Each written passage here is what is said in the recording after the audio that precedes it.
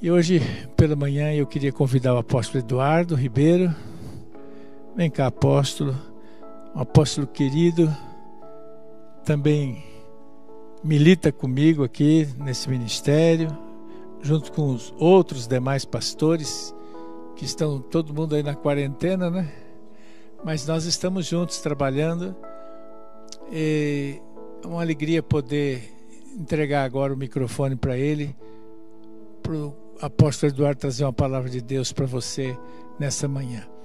Eu gosto muito do Eduardo porque é uma pessoa simples, é um menino de Deus. Eu amo ele demais, Priscila, sua esposa, seus filhos, e eles somam conosco. Que alegria quando você tem alguém que soma com você. Isso é um presente de Deus. E eu queria apresentá-lo como um homem que tem formação e que tem vida, que tem experiências com Deus. Já passou tanta coisa, já experimentou tanta coisa, mas nas lutas, nas provas, sempre caminhando, sem desistir, sem olhar para trás. Então, glória a Deus por isso. Filho, Deus abençoe sua vida. Obrigado por nos servir hoje. Hoje é você que vai servir a mesa, né? E eu tenho certeza que nós vamos comer um banquete hoje. Santo Deus, obrigado pelo meu irmão. Como ele é importante para mim. A sua casa, a sua família. Que o Senhor possa usá-lo, porque ele é precioso. Que a palavra que vem do Senhor venha através dele agora.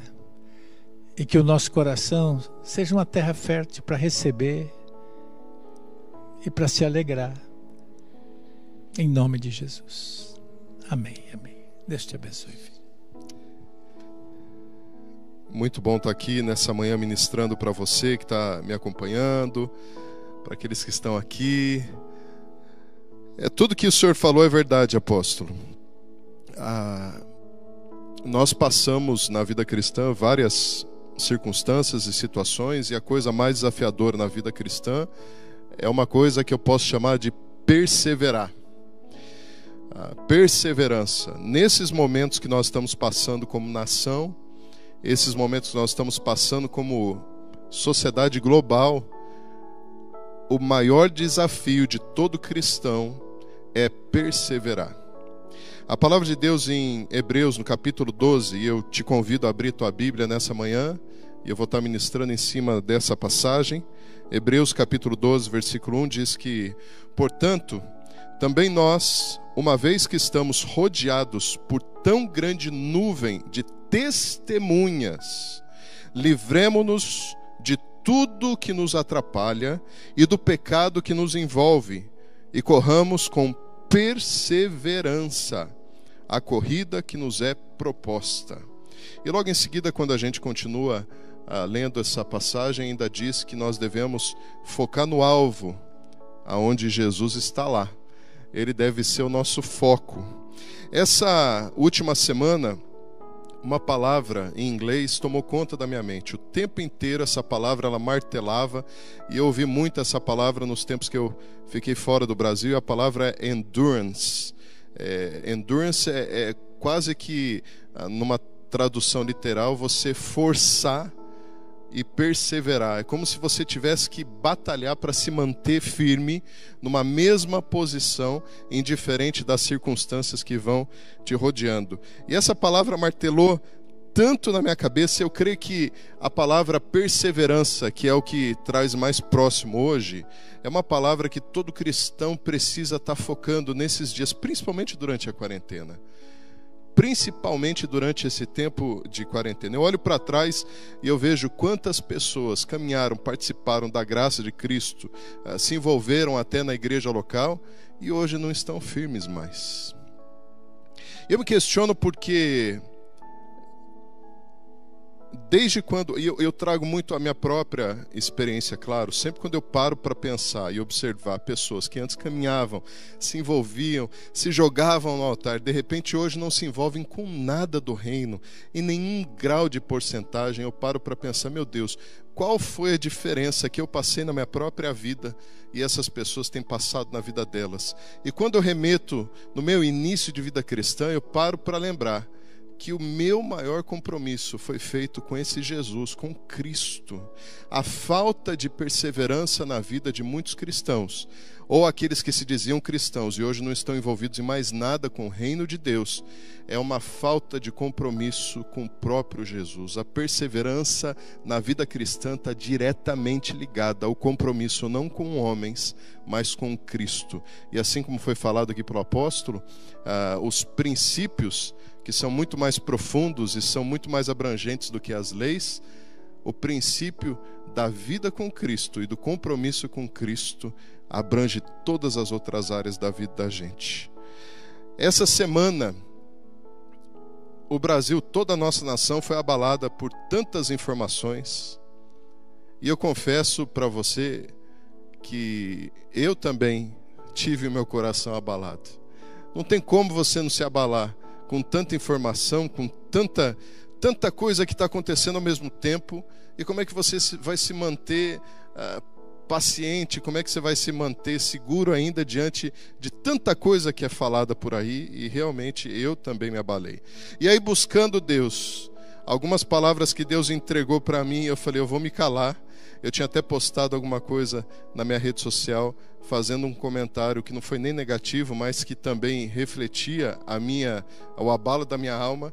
E eu apaguei aquele comentário, que não era nem negativo, mas que revelava, porque Deus disse o seguinte para mim: eu continuo sendo Deus. E na verdade Deus, ele me deu a palavra dele, que foi um pouco mais profunda e pesada, né? Cala-te, aquietai-vos, porque eu sou Deus. Então Deus continua sendo Deus. Nada do que nas estruturas desse mundo possam se abalar, vão abalar as estruturas do princípio de quem é Deus. Ele continua sendo Deus. Uma outra coisa que Deus falou comigo é que se abalam aqueles que não estão firmados em mim.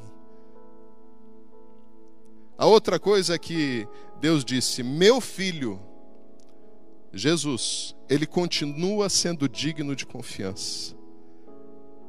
E a outra coisa que eu creio que Deus falou para mim, muito nítido, é que ele está abalando as nações e derrubando os altares. Deus está derrubando os altares. Talvez você não saiba ainda a profundidade do significado da palavra perseverança. Eu estava ali com meu professor antes mesmo de eu subir aqui falando sobre isso, no grego, e ele me deu uma lição rápida que eu não posso deixar de comentar aqui. A palavra perseverança no grego, ela significa hipomoné, que é perseverar na paciência. E eu conversando com o apóstolo Agostinho sobre esse significado, ele disse: olha, filho, a palavra perseverança no grego é como uma semente de uma planta que nasceu num lugar inóspito, ou seja, num lugar onde ninguém esperava que ela pudesse crescer, e ainda assim essa planta ela continua forçando e crescendo, assim como a gente olha na rua e a gente vê aquela plantinha, aquela flor nascendo do meio de uma rachadura de um concreto. Essa é a verdadeira perseverança. Agora, perseverar na paciência é muito mais profundo do que a tal da longanimidade, que chega até a ser um dom, né? Agora, perseverar na paciência é quando você força a viver paciente, esperando em Deus pelas verdadeiras respostas, ou pela palavra direta, aquela famosa palavra rema, no momento certo, na hora certa, para a coisa certa. Perseverança é uma escolha. E aí eu entro no primeiro ponto da minha mensagem dessa manhã: perseverar na paciência. Essa semana, lendo um artigo do site da CNN, eu tomei conhecimento da história de um homem chamado Richard Phillips. Esse Richard Phillips, ele foi preso com 26 anos e acusado de um assassinato que ele não cometeu, e ele pegou prisão perpétua. 26 anos de idade, condenado por um crime que ele não cometeu, e ainda pegou prisão perpétua. Ele saiu da prisão em outubro de 2019, alguns meses atrás, quando o verdadeiro autor do crime apareceu depois de quase 47 anos e confessou que o Richard não era nem envolvido no crime. Richard, no momento, com 26 anos, quando ele foi preso, ele era pai de 2 filhos pequenos. Esse tempo que ele ficou preso, a esposa encontrou um novo amor. Ela se casou novamente. O filho mais velho, então, de Richard, já tinha 50 anos de idade. A sua filha, que então estava morando na França, se recusava em ver o pai. Richard, ele entrou para a história dos Estados Unidos como a mais longa sentença de prisão ilícita do país. Quando ele tinha 12 anos de idade, muito interessante, eu lendo a história desse homem, porque daí eu comecei a ficar interessado, eu queria saber um pouco mais. Mas com 12 anos de idade, a mãe era casada com um padrasto, ele não tinha pai, e sumiu o relógio do padrasto. Richard conta a história que o padrasto chamou ele e falou: você roubou meu relógio, não roubou? Ele disse: não roubei o teu relógio. E o padrasto começou a bater no Richard com uma cinta, e ele perguntava: você roubou meu relógio, não foi, Richard? Ele dizia: não, eu não roubei teu relógio. E o padrasto batia mais, ao ponto de cortar a pele do Richard. E aí Richard tomou uma posição: eu vou confessar, eu vou dizer que eu roubei para mim não apanhar mais. E aí ele disse: eu roubei esse relógio.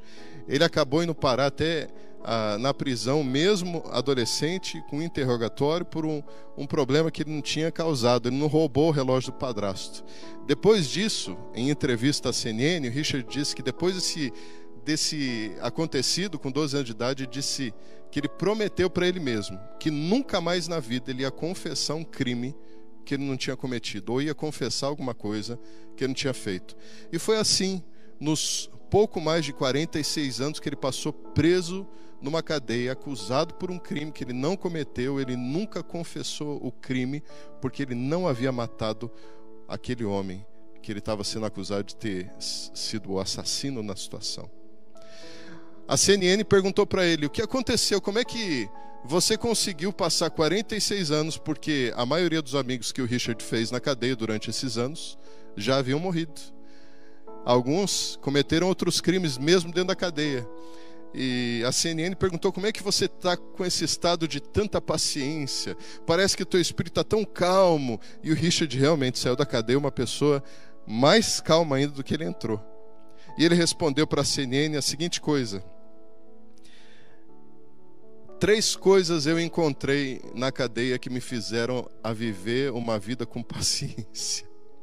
A primeira foi uma Bíblia. A segunda foi um relacionamento com Deus.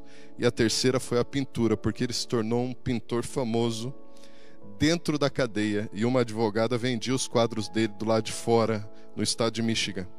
Depois de um grupo de estudantes de direito norte-americanos terem se juntados, eles conseguiram processar o estado de Michigan. E mesmo depois de 46 anos, o Richard saiu da cadeia, foi declarado inocente por todos os crimes e recebeu uma indenização de $1.500.000. Isso não muda a situação do que o Richard passou. Porém, o maior tesouro que ele conquistou foi esse coração paciente. Eu pergunto para você: será que você conseguiria passar esses anos todos dentro de uma cadeia, sendo acusado por um crime que você não cometeu, e ainda assim sair da cadeia dizendo, foi o que ele disse: eu sempre acreditei que Deus faria justiça, eu só não esperava que iria levar tanto tempo. Meu Deus, 46 anos, foram quase 47. Eu assisti o documentário sobre a vida dele. Ele saiu, ele teve que se acostumar com tudo novo, tudo havia mudado, computadores haviam mudado. Quando ele foi preso não havia nada disso.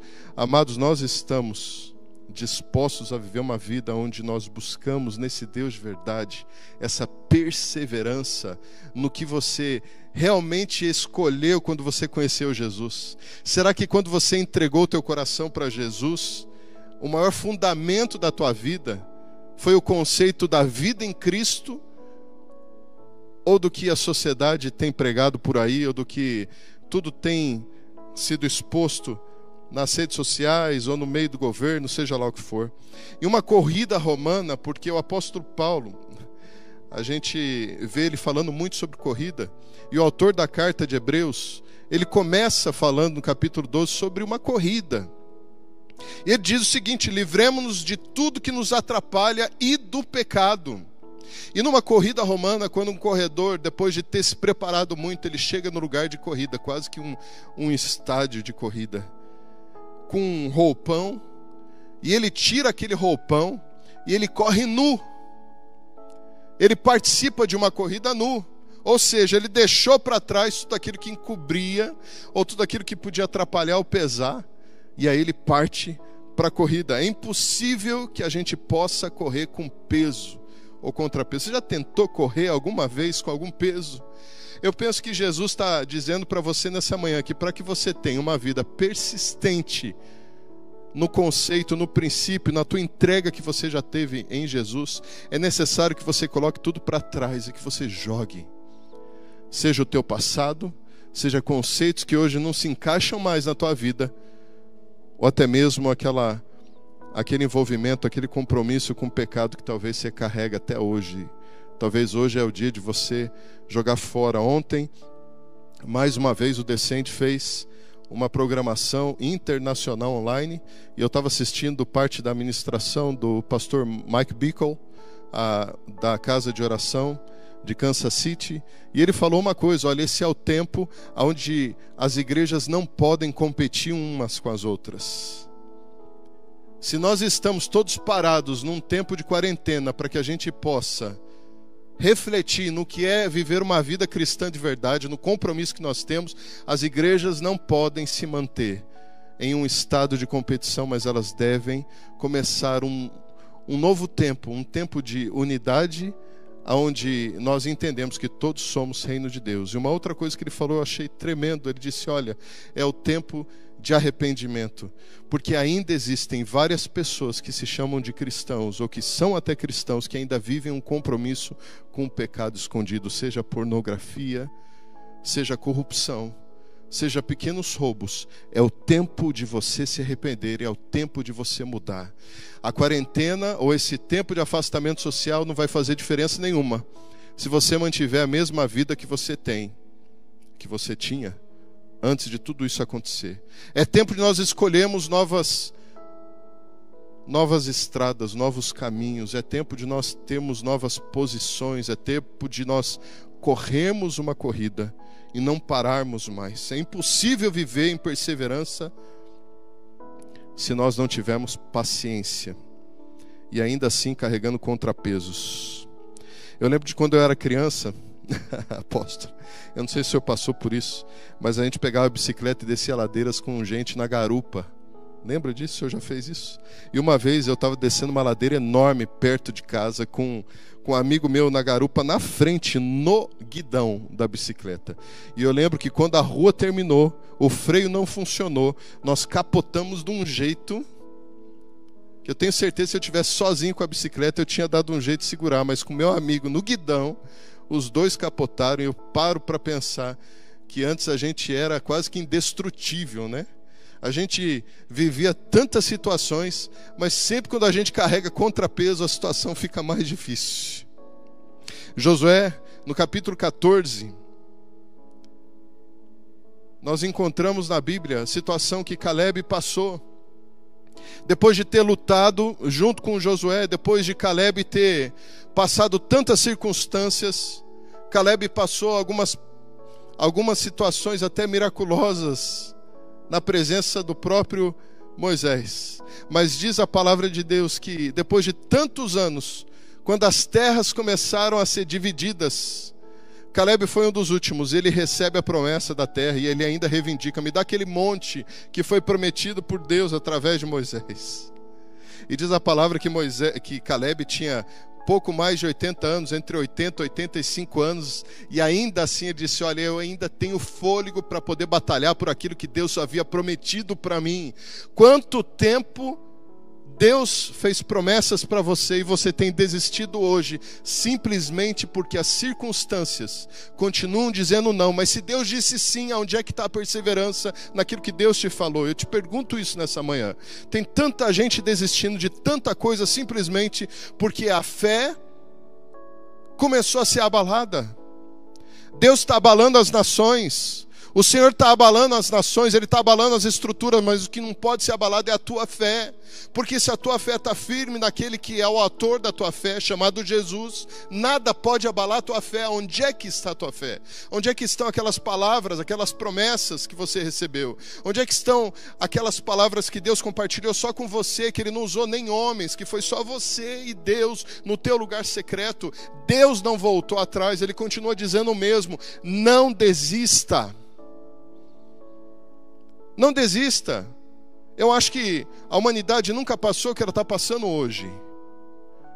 Eu penso que em toda a história da igreja, a igreja nunca passou uma situação que ela está passando hoje. Não dessa forma. Igrejas no mundo inteiro fechadas por tanto tempo.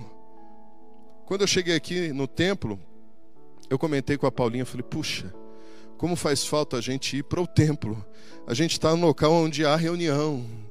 A gente está no local onde a gente tem histórias e experiências, né, com alguma coisa que Deus fez. Até isso a nossa fé, ela é provada. Da reunião, da congregação, de estar junto com os irmãos, até isso nós precisamos persistir. Como está a tua vida hoje? Onde está o teu compromisso? Porque, meu irmão, minha irmã, eu preciso dizer para você, se o teu compromisso maior não for com Cristo, muitas outras coisas vão acontecer. Eu preciso também dizer para você, não existem profecias que dizem que as coisas vão melhorar para a igreja. O Senhor tem dado graça para nós, mas as profecias dizem que até perseguição a igreja vai passar. Em diferença da tua visão pré, durante ou pós-milenista, eu preciso dizer para você, tribulacionista, né? Eu preciso dizer para você, se a tua fé não estiver firmada naquele que fundamenta ela, que é Jesus, as situações vão abalar a tua vida própria. E aí nós vemos se você realmente entregou o teu coração verdadeiramente para Jesus ou não. O ponto 2 é que nós somos corredores ou espectadores? Quem é você? Você é corredor ou você é espectador? Pense na realidade de uma corrida. Num lugar grande, cheio de pessoas, aonde você se prepara para correr, e você é o corredor. Num lugar de corrida há muitos espectadores. O estádio de corrida tem muitos espectadores. Sempre ele está mais cheio de espectadores do que de corredores. Sempre há mais espectadores observando uma corrida do que aqueles que vão de verdade correr. Em nossa vida é a mesma realidade. Tem mais espectadores do que corredores. Espectadores, eles julgam. Eles estão sempre ali analisando aqueles que estão correndo. Eles estão sempre ali apontando, mas houve uma vez que ele tropeçou. Olha, parece que a perna dele está meio bamba. Os espectadores estão sempre te observando. Se você é um corredor, eles estão te observando de uma forma julgadora. Mas enquanto espectadores julgam, corredores, eles correm. Espectadores, eles gritam o tempo inteiro numa corrida, principalmente se houver aposta sobre os corredores. Eles estão gritando, eles estão chamando de nomes, eles estão dizendo coisas no grito. Enquanto espectadores gritam, corredores respiram. Eles respiram. Enquanto espectadores, eles criticam. Olha o que ele fez, olha quem é ele, sabe quem é o pai dele, quem é a mãe dele, olha isso. Enquanto espectadores criticam, os corredores, eles focam. E segundo a palavra, no capítulo 12, versículo 1, o nosso foco deve ser Cristo. O meu e o seu foco deve ser sempre Cristo. Os espectadores, eles possuem opiniões sobre os corredores, eles possuem cálculos, eles calculam, eles têm observações, eles têm palpite para tudo. Mas eles não correm, eles apenas apontam o dedo. Enquanto os corredores, eles treinam, eles estudam, eles se atualizam. Quem é você? Quem é você? Será que hoje você é um corredor, ou será que hoje você até foi um corredor do passado, mas você passou para a posição de espectador? Quem somos nós, igreja do Senhor? Será que nós assumimos a posição de espectadores hoje, ou será que nós somos corredores? No ponto 3, corredores, eles evitam obstáculos, as maiores corridas da humanidade, as maiores competições não são aquelas de obstáculos, são aquelas onde não há obstáculos na pista de corrida. Não é possível correr com grande e alta velocidade, tendo grandes resultados em meio a uma pista cheia de obstáculos. Uma vez que você abriu mão do seu passado, dos seus pecados, agora é a hora e o momento de você focar no alvo, que é Cristo, e limpar a pista que está adiante. Os obstáculos que ficaram para trás, eles ficaram para trás. É necessário que agora você comece a observar para frente e você tire da tua frente os obstáculos que te impedem de correr em alta velocidade. Sabe aquele de repente? Quando você fala, olha, de repente aconteceu. O de repente não acontece para pessoas que estão paradas. O de repente sempre acontece quando nós estamos fazendo alguma coisa. Aí eu estava ali trabalhando, de repente, olha, eu estava ajudando uma pessoa, de repente. Os de repentes de Deus não acontecem para pessoas que não trabalham. O de repente ele sempre acontece com uma atitude. Os de repente de Deus não acontecem apenas pela fé. Porque a fé parada, ela não é fé. A fé ela é necessária de ser expressada. Há uma necessidade na fé que haja uma expressão. E a expressão são as obras. A fé, ela vai te levar a vencer uma corrida se você correr a corrida. Mas se você ficar parado, não há fé que possa te mover para o lugar de vencedor. Espectadores estão sempre ocupados para poder apontar quais são as tuas obras. Sabe uma coisa interessante? Nesse paralelo entre espectadores e corredores, é que os espectadores, eles sempre estão no mesmo ambiente que os corredores. Dentro de um estádio de corrida, em uma arquibancada gigantesca, existem inúmeros, talvez milhares de espectadores. E eles estão ali, mas no mesmo ambiente que eles estão também os corredores. Eles estão no mesmo ambiente, porém em posições diferentes. Você pode hoje estar no mesmo ambiente de corredores e ainda assim ser espectador. O que faz a diferença na tua vida não é o ambiente, é a tua posição. Ou você apenas observa, ou você age. Já viu algum espectador receber alguma medalha simplesmente pela opinião? Só recebem medalhas aqueles que estão correndo. Espectadores não recebem glamour nenhum, eles não recebem prêmio nenhum, mas aqueles que correm são os que recebem a medalha. Que nós possamos assumir a posição de atuantes no reino de Deus, indiferente dessas circunstâncias, persistentes naquilo que nós cremos. É necessário que você avalie os teus relacionamentos para poder tirar esses obstáculos da frente. Quando a gente para pensar na situação de uma maratona e de uma corrida, elas parecem até a mesma coisa. Maratonas tem gente correndo, corridas tem gente correndo. Há muito mais gente correndo uma maratona do que uma corrida. Porém, os maiores níveis de velocidade, as maiores medalhas, os maiores reconhecimentos, sejam olímpicos ou sejam de jogos oficiais, são dados para corredores de corridas, não de maratonas. Sabe que no meio de uma maratona, às vezes, você encontra obstáculos que são até pessoas. E eu não estou aqui dizendo que pessoas são obstáculos na tua vida, mas alguns relacionamentos, dependendo do nível de profundidade, eles são obstáculos na tua vida. Quais são os relacionamentos que têm feito você parar? Quais são as opiniões que você tem ouvido que não são opiniões que venham do Senhor? Que tipo de coisa tem falado para você? Que tem te desmotivado e feito você parar e não persistir naquilo que Deus falou para você. Os amigos, eles são necessários na vida da gente, mas é necessário que nós possamos ter amizades com um propósito. Certa vez uma pessoa que caminhava comigo perguntou para mim: se um dia eu deixar de caminhar com você, nós vamos ter ainda uma amizade? Se de repente eu não fizer mais parte da tua igreja, nós vamos ter a mesma amizade que nós temos hoje? Eu disse para ele: depende. Ele falou: como assim depende? Eu disse, depende de qual nível de propósito que nós vamos carregar depois que a gente não caminhar mais junto, como um só, ou no mesmo alvo, ou no mesmo foco.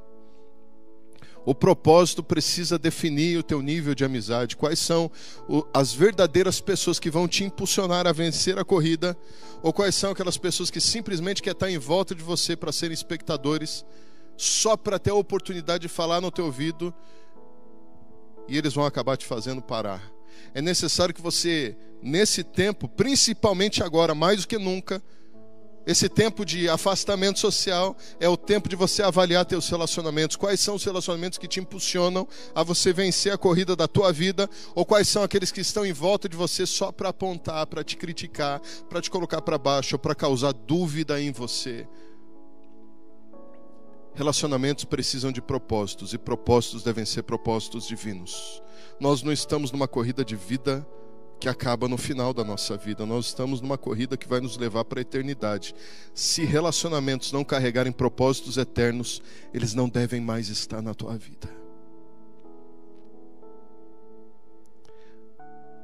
É interessante quando nós sentamos com pessoas de mais idade para conversar, e essas pessoas, elas não têm muitos amigos, porque elas começaram a entender que ao longo dos anos, elas até têm companheiros, pessoas que elas sentam e conversam, mas amigos são poucos. Porque ela começou a entender que a vida passa rápido, e que para que ela possa chegar no alvo, no foco de vida que ela tem, é necessário que ela possa cuidar das verdadeiras amizades, que vão levar essa pessoa a viver anos de propósito, e não anos perdidos e passageiros. Sabe aquelas situações que a gente olha para trás, a gente fala, puxa, eu perdi tanto tempo com isso aqui, eu perdi tanto tempo com aquele relacionamento. Esse é o momento de você reavaliar e tirar esses obstáculos do teu caminho, porque você está numa corrida, e a corrida é verdadeira. Não seja espectador, seja corredor. Quarto e último ponto, eu creio que nós não podemos nos prender em desapontamentos. Quando tem corridas olímpicas, algumas eu gosto de assistir, algumas eu gosto de olhar e estudar um pouco do histórico de quem está correndo. E a maioria dos corredores tiveram situações desapontantes no meio do caminho. Já teve grandes corredores que perderam simplesmente equilíbrio no meio da pista de corrida, e eles perderam uma corrida. Isso quer dizer que eles são péssimos corredores? Não. Quer dizer que eles persistiram naquilo que eles decidiram fazer. Há desapontamentos na vida, sim. Por vezes nós pensamos que os discípulos de Cristo não tiveram desapontamento nenhum, né, gente? A gente às vezes pensa que os discípulos de Jesus nunca se desapontaram com Jesus. Jesus, ele se permaneceu perfeito, mas não quer dizer que Jesus não desapontou os discípulos. A gente não precisa ir muito longe para poder lembrar circunstâncias. Até quando Jesus ele dizia que ele ia para a cruz, os discípulos entravam em crise. Não, você não pode. O apóstolo Pedro foi um dos que mais gritavam para Jesus o tempo inteiro: Jesus, você não pode ir para a cruz. Mas Jesus sabia o que ele tinha que fazer. Na vida nós vamos ter pessoas que vão muitas vezes apontar os desapontamentos da tua vida. Na vida você vai desapontar muitas pessoas pelas suas escolhas, mas eu preciso dizer para você, é necessário que você pare de tomar decisões baseadas nas opiniões dos outros. As opiniões não vão te levar para o teu objetivo de vida, as opiniões elas só vão te desfocar. Jesus continua sendo o centro. Ele tem que ser o centro da opinião, ele tem que ser o centro da direção, ele tem que ser o centro do encorajamento, ele tem que ser o centro do fundamento de toda a tua estrutura de vida. É isso que te mantém firme e perseverante. Existe uma coisa que corredores passam: eles se cansam, mas eles necessitam buscar uma fonte. Eles são treinados, eles se exercitam muito para que haja uma respiração, para absorver o maior número de oxigênio possível para poder correr uma corrida. Eu preciso dizer para você, se a fonte do teu respirar não for esse Jesus, você vai se cansar e você vai parar no meio do caminho, assim como eu comecei essa mensagem dizendo que tantas pessoas pareciam tão cheias de fôlego no início da vida e no meio da caminhada pararam. Não pare. A vontade de parar vai surgir. A vontade de cessar o que você está fazendo vai surgir. O que não pode surgir é a tua escolha de parar, a tua escolha de cessar. A tua escolha deve ser Cristo, Jesus. O apóstolo Paulo, ele dizia que de tudo que ele passou na vida, açoites que ele levou, prisões, naufrágio, acusações, desapontamentos com pessoas, o apóstolo Paulo sempre dizia que ele corria diante do alvo, a suprema presença, a carreira que só Jesus poderia fazer que o apóstolo Paulo pudesse viver. Jesus deve ser o nosso foco. Eu volto de novo para o versículo do início. Correr, largar, focar. Esse Jesus deve estar à frente. Pare de tomar decisões baseadas em opiniões. Pare de dar passos preocupados com quem vocês irão desapontar. Toda essa bagunça de quarentena, ela acaba nos apontando tanto. E eu preciso falar aqui, depois do pronunciado do nosso presidente Jair Bolsonaro, eu ouvindo ele falar tudo aquilo, eu falei, puxa, não é fácil ser líder.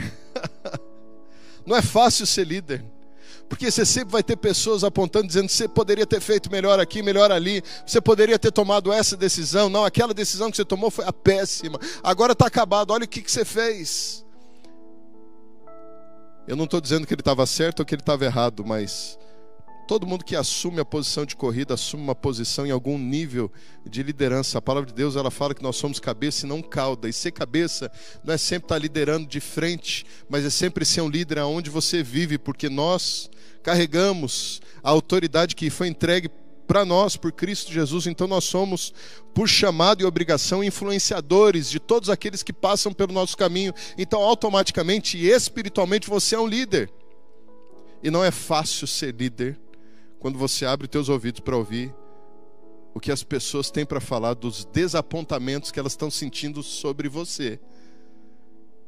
Eu preciso dizer para você também que Deus vai dar algumas direções para você que vão desapontar pessoas, porque elas não estão no mesmo relacionamento que esse Deus, no grau e nível que você está.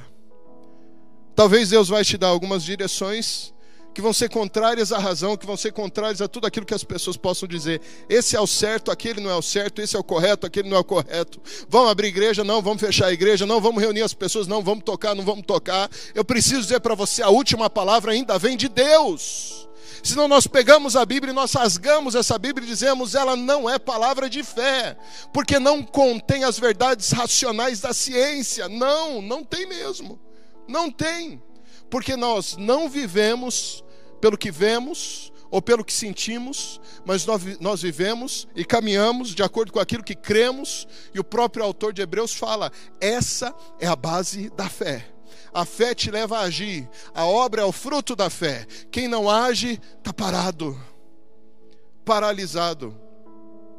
Eu estava me lembrando esses dias de um amigo que no dia anterior ao casamento ele sofreu uma paralisia facial. Metade do rosto dele no dia do casamento sorria pelo casamento, metade estava apática. Você não pode ser um membro do corpo paralisado. Você não pode ser uma mão que não funciona, você não pode ser um pé que simplesmente não caminha. Você precisa fazer parte do corpo e ser atuante. Esse é o momento que nós precisamos nos ativar e sermos persistentes na palavra, persistentes no corpo, persistentes naquilo que nós cremos, senão nós abrimos mão, porque coisas piores vão surgir aí à frente, queridos. Se hoje nós achamos que a situação está difícil do jeito que a gente está vivendo, simplesmente estude um pouquinho, busque lá no site da Missão Portas Abertas e veja o que cristãos estão passando na China há muito tempo. E ainda assim eles estão persistindo na fé. Qual a diferença do cristão na China e do cristão no Brasil? Nenhuma. Nós servimos o mesmo Jesus, a diferença é a circunstância lá e a circunstância aqui. Qual é o teu grau de persistência? O teu grau de persistência está baseado no teu grau de relacionamento e profundidade com a tua fé em Cristo Jesus. Sabe, meus amados, esse é o momento de persistir. A tua vontade não pode ser o teu propulsor de vida. mas a tua escolha que deve ser. E nós devemos escolher continuar. É Deus quem mais importa. A coisa mais desafiadora para todo líder são os espectadores. Eles sempre são muitos. O reino de Deus, ele precisa de mais corredores. Quem que é você nessa manhã? Você é um espectador ou você é um corredor? Quem somos nós? Qual é o papel que nós estamos assumindo? Se você é humano, é natural você querer parar. Mas se você é cristão, deve também ser natural você decidir e escolher continuar. Voltando e encerrando, lembrando da situação da palavra persistência, que tem a ver com a natureza de uma semente que vai germinar numa planta, que vai, mesmo no meio de um ambiente inóspito, lutar para poder crescer e nascer. Nós vamos passar, essa é a palavra desse ano, não é? Preparai o caminho, e o caminho é preparado no deserto. Nós vamos passar alguns desertos na vida da gente. Mas será que você entende que se a fonte for Jesus, no meio do deserto você vai florescer? Não é fácil, mas é possível. Agora, do mesmo jeito que nós temos inúmeros espectadores esperando você parar, pessoas que estão já fazendo cálculos dizendo, ele já parou uma vez, ele vai parar de novo, ele não vai aguentar, ele vai jogar, né, a toalha, ele vai chutar o balde, ele vai... Assim como você tem muitos espectadores olhando para a tua vida esperando que você não vai dar certo, esses mesmos espectadores, eles estão olhando para você e vão ser impressionados se você continuar e vencer. Não espere que a maioria dos espectadores vão aplaudir quando você vencer, mas tenha certeza que o teu Pai, que Jesus, que é o autor da tua fé, Ele não só vai aplaudir na tua vitória, mas Ele também tem um galardão esperando por você, depois que essa vida de corrida parar e nós chegarmos no paraíso da eternidade. Essa é a palavra que eu quero compartilhar com você. É isso que eu quero deixar para você nessa manhã, e que isso sirva de base para que você não seja um cristão frouxo, mas que você seja uma pessoa compromissada com esse que deu a vida por você. Será que você tem dado a vida por Ele? Eu gostaria de orar por você, em nome de Jesus. Pai, nesse momento que essa oração ela possa estar atingindo essas pessoas onde elas estão, e que essa fé ativa ela possa levar pessoas a serem encorajadas a agirem de acordo com o que nós cremos e não com aquilo que nós vemos, Pai. Essa é a base da verdadeira fé. Eu não ando segundo aquilo que eu enxergo, eu ando segundo aquilo que eu creio. Ative a fé dessas pessoas, ó Pai. Leve elas a viverem uma vida de corredores surdos para a multidão, mas ouvintes da tua voz e da voz do teu Espírito Santo. Pai, alcance quem está assistindo esse vídeo nesse momento, essa mensagem, e muda o coração dessa pessoa. Leva ela ao arrependimento se ela ainda está carregando alguns contrapesos ou pesos que não devem fazer mais parte da vida dela. Leve ela a reflexão para que ela possa tirar os obstáculos da frente, que ela possa revisar as amizades e relacionamentos para saber se são amizades e relacionamentos que vão levá-la a viver os propósitos que o Senhor tem na vida delas, ó Pai. Pai, ativa a fé de pessoas para que hajam mais milagres em momentos de maiores incertezas, ó Pai. Sejam elas sociais, financeiras ou de saúde. Nós cremos no poder da Tua Palavra. A Tua Palavra é poder, o Teu Evangelho é poder de Deus. Nós cremos nisso, que haja uma ativação do Teu poder na vida de cada um que está recebendo essa mensagem agora. Pai,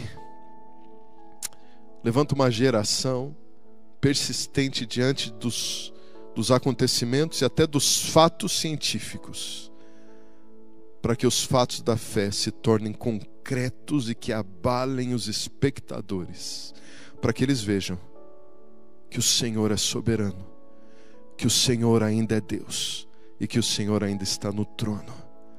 Em nome de Jesus. Em nome